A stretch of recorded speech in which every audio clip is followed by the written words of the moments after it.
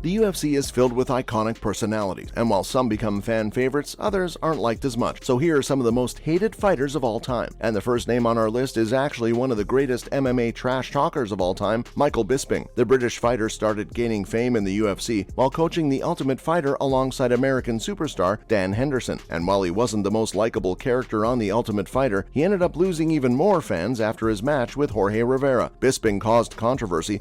I just want to apologize for talking smack. A lot of people have been saying that I've been talking smack for this fight.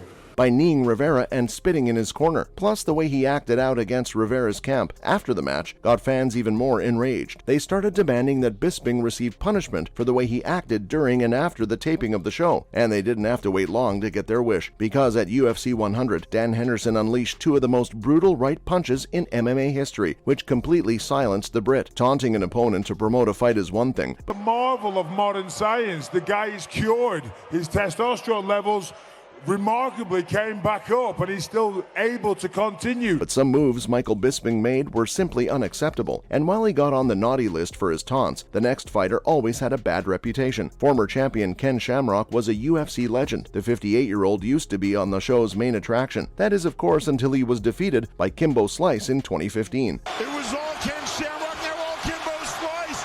Drop Shamrock, and the count for behind win in the Bellator cage. But his villainous arc began very early in his career, and he thrived on the hatred he used to receive. Throughout his career as an MMA fighter and professional wrestler, he reaped the benefits of being positioned as Royce Gracie's first significant rival. However, he ultimately became an outsider in the sport, largely as a result of allegations of bout fixing and a rift with the UFC, endangering his career in Japan. The world's most dangerous man was also suspended for a year after being found guilty of using steroids. This, combined with other poor decisions, such as passing up the opportunity to challenge his estranged brother, Frank Shamrock, hasn't helped his reputation. To top off my legacy. I mean, it means a lot to me to go into this fight and perform the way I know how to perform and be able to go out on top the way I want to. So while this former champion is loved in the sport for his skills in the ring, he's hated even more for his actions outside of it. But he wasn't the only one who fell from the good graces of UFC fans. When Brock Lesnar was away from the sport, nobody expected him to accomplish as much as he did. He ended up becoming one of the most well-known wrestlers to make the switch to MMA. No other fighter has ever entered the UFC with as much excitement and envy surrounding him at the same time as Brock Lesnar did. Many experts thought he was a one-dimensional fighter with limited knowledge of Brazilian Jiu-Jitsu and Muay Thai. Still, fans didn't expect Lesnar to take on the same heel role in MMA as he did during his initial run with the WWE from 2000 to 2004. The speed with which he won the UFC heavyweight belt was nothing short of iconic. In fact, he defeated UFC legend Randy Couture in just his fourth professional contest. Past the midway point of round 2. Heavyweight title on the line. Couture is down. Lesnar is trying to finish. But by the time Lesnar's career came to an end, not even a disease could get people to stop hating him, especially after his terrible defeat to Alistair Overeem at UFC 141. Overeem missed that right hand, grazed him.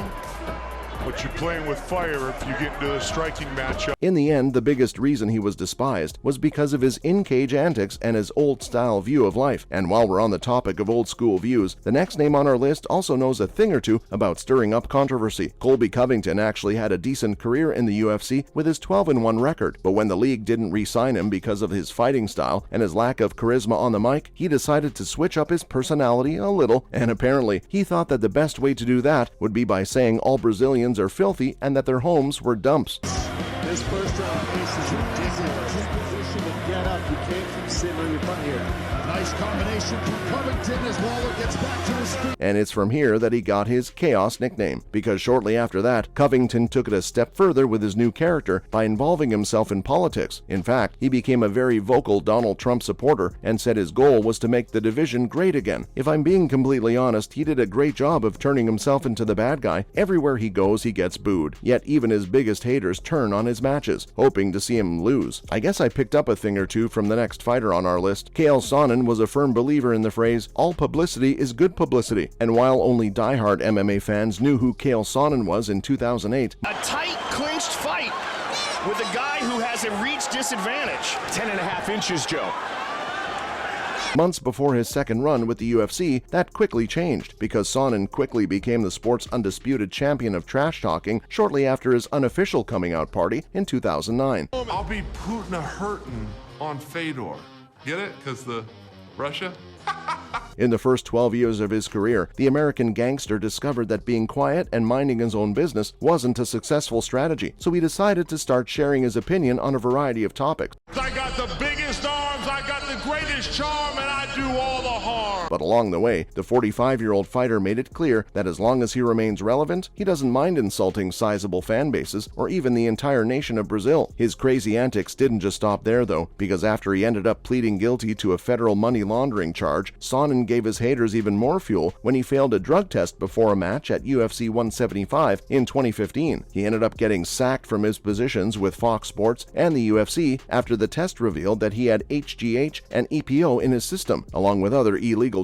Say that all 5 used by Mr. Sonnen to cheat are prohibited at all times. That means both in competition and out of competition. And that strengthened his reputation as one of the UFC's most despised figures. That was until John Jones decided to give him a run for his money. He's one of the most successful champions in MMA history and is also one of the most gifted athletes. At the age of 23, Sit down to the hip. Excellent technique. The UFC light heavyweight champ. he became the youngest UFC champion, and as he went on to defeat the most talented competitors of the time, he captivated the MMA community. But even with all his talent, he couldn't avoid getting into trouble outside of the cage. Over the years, we've seen about steroid use, a charge of driving under the influence, and a car accident in which he hurt a pregnant woman and fled the scene. So obviously he ended up missing a lot of time in the octagon. Bones was suspended from the organization and even lost his UFC title. But it wasn't the only talented fighter with a scandalous life outside the ring. Throughout his career, John Koscheck has always towed the line between being loved and hated. To pass over the top. Good job by Koscheck and keeping him in his guards. This is because, while he is incredibly skilled and grossly overrated, he also maintained his extremely arrogant attitude. It's no surprise that so many fighters hope to beat him in the ring, and UFC fans are actually glad that some of them succeeded in doing just that. I think I get a lot of hate, not only by other fighters, but, obviously by the fans. And, what's funny is, I play them all like a riddle. After being picked apart by the champion at UFC 124, he returned to The Ultimate Fighter as a coach, opposite Georges St. Pierre, and continued his trash talk and practical jokes. He talked a big game. He's on a winning streak, and one guy gonna have to bring him down. It's gonna be me. But when the time came to actually step into the ring, he failed miserably, and since that time, the paths taken by both men have been very different. Koscheck officially retired in 2018, but the hate he's always gotten hasn't gone away just yet. Well, there you have it. These were the most hated fighters of all time. We'll see you in the next video.